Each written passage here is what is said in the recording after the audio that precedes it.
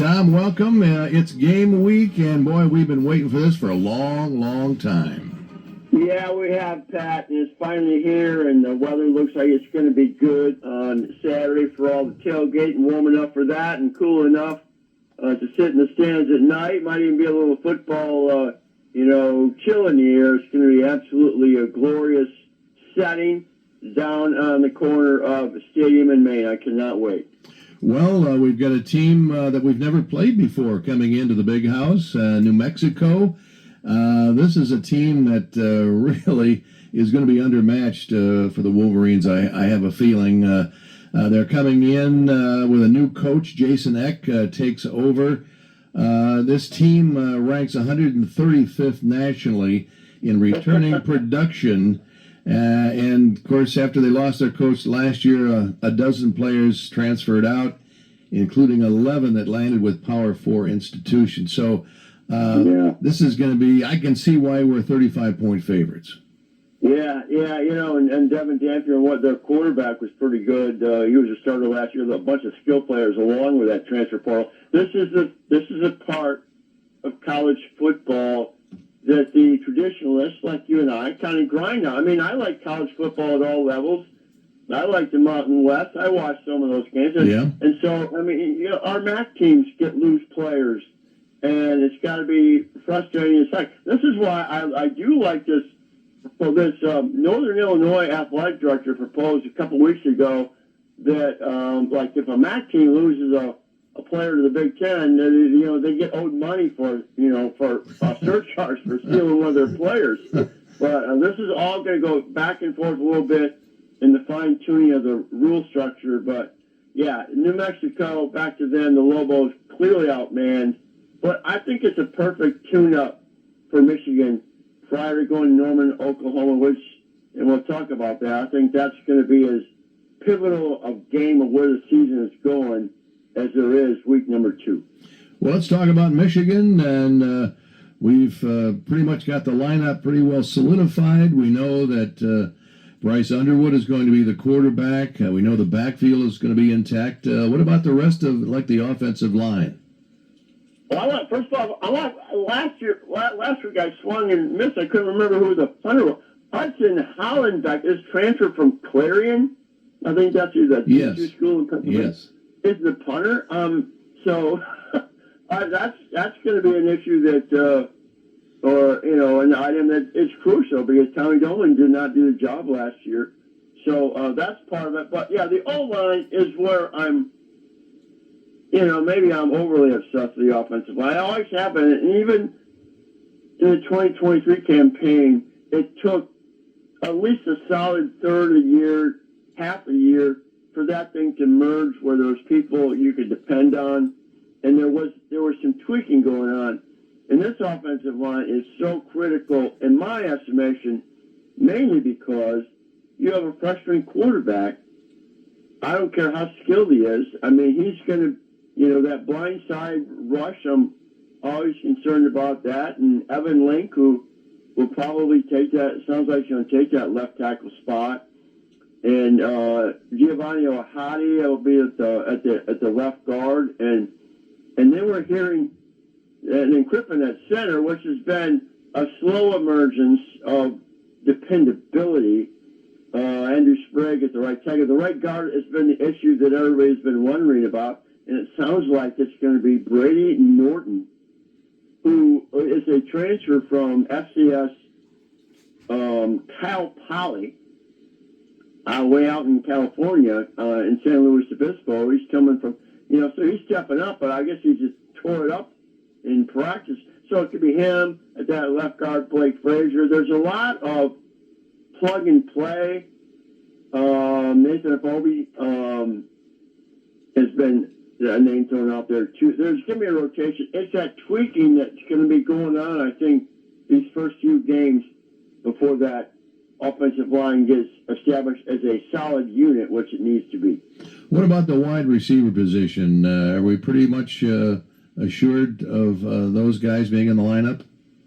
Well, I mean, the one that we all hear about, and this is a position, which used to be a position of strength. I'm not calling Michigan wide receiver U, back in the days of Mario Manningham and, go back Steve Bress. I mean, you can go back on, a lot of great receivers going back, Lloyd Carr era prior to that, and even, some since then, but, and Braylon Edwards and such. But, yeah, Donovan McCauley, who played at Indiana and transferred, didn't really play, but was a prominent, recruit, is the go-to guy. He's wearing number 1. He better be good. So he's deemed as the number 1 receiver. And, there's a once in rotation, no matter if it's the X, Z, or the slot, they're kind of plug and play. But his name is prominent. Frederick Moore at the Z. Frederick Moore is the one. You remember 2 years ago in the championship year, and last year. He was the only guy who could get behind. He was the guy who could get behind the defense. Yeah, he's the fastest guy. Where's number 3? So he'll be at probably the Z, and then Channing Goodwin could play in and out. Channing Goodwin played good in the spring game. Where's number 9? Part of the rotation. And lo and behold, Samaj Morgan, guy we got excited about a couple years ago, but it was always those little jet screen, those passes. Yep. Either a jet, or either a pitch or, those bubble screens or a tunnel screen for Samaj Morgan. And so I love to see him on a deep ball. Another guy to focus on a little bit is Anthony Simpson. Been hearing some good things about him in spring ball. We're going to find out. I hope I throw the ball vertical against New Mexico. You might as well try it, see it, against a doable defense and get ready for OU.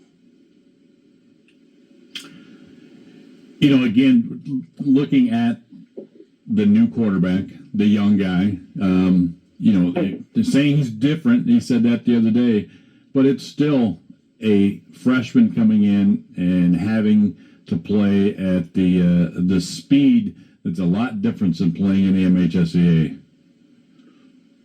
Well, yeah, and the guy won 50 games. Can you imagine a high school player playing 54 games in his career? That means you start as a freshman. That means you go deep in the playoffs. 50-4 was Bryce Underwood at Belleville High School. That's insane. So at a high-level high school program in the state of Michigan, which is not the highest caliber of play, it's decent, but it was a great program at Belleville, and he was amazing. And he just turned 18, 2 weeks ago? Isn't that crazy as well? But when you had, like, Max Bredesen, the fifth year, the 2-time captain, after he roomed with him during camp, tells me a lot about Max Bredesen as a leader, but how important leadership is that they want to convey to the quarterback position. And we've been hearing it from linemen, we've been hearing it from all position groups and coaches. Bryce Underwood is supposedly the real deal. So there was no hesitation in making him the starting quarterback. I know Mickey King, is Mikey King has been injured in spring ball and slow and getting in the emergence. So it's actually Jaden Davis is the backup that Sherrill Moore made, who couldn't even get on the field last year. So the depth at quarterback is still uncertain right now until Mikey King gets back. But Bryce is a guy, and I hope we're going to be ecstatic because he should be able to move the ball against New Mexico. Well, and you mentioned at 18, I just saw a post this morning where Bryce is the youngest starter in the NCAA, and JJ is the youngest starter in the NFL right now. Is that right? Wow. That's telling stuff. Yeah, everybody says, we just want the second-year version of J.J. McCarthy for Bryce Underwood. Well, that's asking a lot. It sure is. Because that was, 2,500 yards, more than that maybe. And, he had a few picks, J.J. But that was a tremendous 2022 campaign for J.J. McCarthy. Took him all the way, Big Ten champions, the whole bit. So, yeah, what do we expect? I don't know. I do want this offensive line, though, supposedly is fairly strong in the run blocking scheme. So you remember how hard Jordan Marshall ran against Alabama, who, when there wasn't anything there and he was dragging guys, that's the thing I take away from the ball game more than anything, that win over the Crimson Tide. If he runs hard, gets some holes, Justice Haynes there on the alternate as well, and have some balance in this, that's going to take a lot of pressure off Bryce Underwood. That can run some play action, and they can keep him upright. Because we want to keep this guy upright because, got to keep him protected because he's $10 million worth of value, right? That's right. You talk about leadership on the team. Michigan players selected their captains for this year. 2 repeaters, Rod Moore and Max Bredesen. And I think this is the first time ever Max Bredesen and his brother Ben were 2-time captains. That's quite an amazing feat. So both of them were 2-time captains? Yes. Oh, my. First I remember interviewing Ben Bredesen, I don't know, was that 8 years ago? I'm trying to think when Ben was there, how impressive I was with, talking with him at Big Ten Media Days. And Max is the same way. Wow. There's some good bloodlines coming out of that record. You better believe it. Yeah, we got Rod Moore, Max Bredesen, Ernest Hausman, Giovanni Alhadi, Derek Moore, and Marlon Klein. A pretty good representation of both the offense and defense there. I like that. It's a lot of captains, but who cares? And they're all leaders. Ernest Hausman, at middle linebacker, playing the mic for the Wolverines. Well, we're hearing that, this could be a position of strength on either side of the ball. Linebacker, and there wasn't a lot of depth last year. You hear Cole Sullivan, the redshirt freshman, who wears number 23, is going to be playing a prominent role. I guess he's been really good. And Jimmy Rolder, it seems like he's been there a long time, number 30. Yeah. There was a couple instances I heard that he had some of the best practices, so wow. I'm liking the linebacker, Jason Barham, obviously, and then TJ Guy as well. So I'm the defense guys. That's going to make or break this team as far as getting out of these first 6 games, because you got it's 2 tough road. There's 6 road games this year, right? 2 of them are easy, in my opinion, because they'll have big Michigan crowds in Maryland and obviously at Wrigley Field against Northwestern. But those other 4 games, they're going to be tough. And the first 2 of them, at Nebraska and at USC, boy, if they could win both of those, or even get a split out of those things, they're going to be in pretty good shape. All right, Tom, it's the start of the season, and we want to make a prediction here on what the final record will be for Michigan. And, a couple of years ago, you were right on. You said 15-0 for Michigan, and you were spot on. So we're going to take your pick here as gospel. I got my FanDuel up right now, so I can type in what my bet is according to you, okay, Tom. So I woke up this morning. I go, Pat's going to ask me a freaking final record, and I do not want to do that. I refuse to do that, I said. But I know the rules of the game. Somewhere between 8 wins and 11 wins. Is that going to suffice? No. Exactly. Okay. Well, I'm actually, this is crazy for me to say this, but I'm actually hedging. I'm fighting between 10-2 and 11-1. How much of a love cargo guy am I in that? No kidding. Wow. Yeah, that's a little over the top. I'm gonna say 10-2. That's a cop out. It's not even 9-3. They're gonna win 10 games. I think because they'll get. I think they're gonna beat Oklahoma. I think that they're gonna split. Either they're going to lose either in LA against USC or at Nebraska. I'm thinking Nebraska they're going to lose, and then I'm fighting with the other one, either Washington or Michigan or Ohio State at home, and probably Ohio State. Everybody says, "Oh, I got to see it to believe it," and Michigan will be pretty good, but I have losing to Ohio State and Nebraska, which will still get them in the playoff.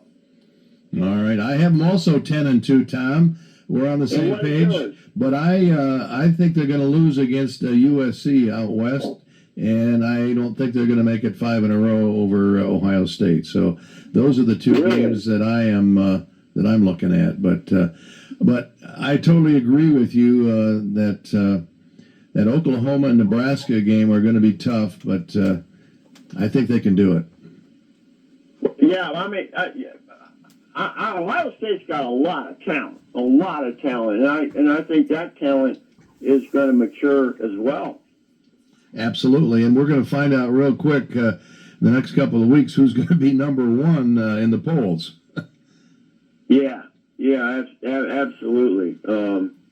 Yeah, so I can't wait to see you and the other guys down there. It's going to be so much fun. All right, Tom, tell us how folks can get a hold of your podcast. Yeah, just go out to Tom's Take Community.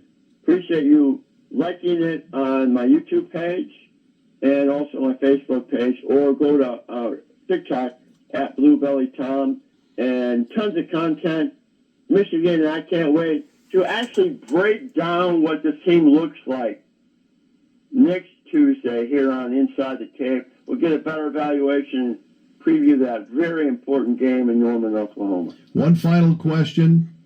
What are we going to be served for dinner at the Big House on Saturday? I'm thinking Sloppy Joe's. Something tells me. Sloppy Joe's. I'm going to go with hot dogs, I think. Okay, I'm going the over. I'll go Sloppy Joe's and brownies at halftime. Sounds good. All right, Tom, we'll see you in the press box on Saturday night. All right, guys. Thanks for having me on. All right.